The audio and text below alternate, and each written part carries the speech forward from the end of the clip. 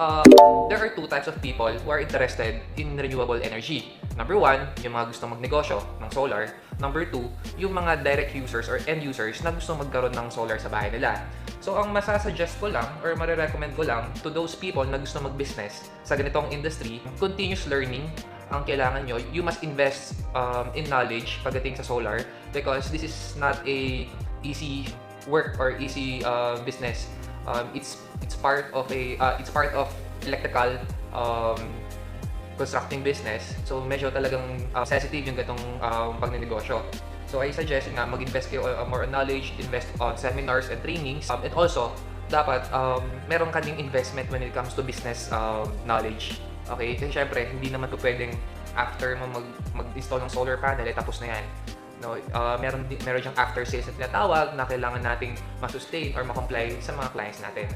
To those people na gustong magkaroon lang ng solar sa bahay nila, kailangan research din.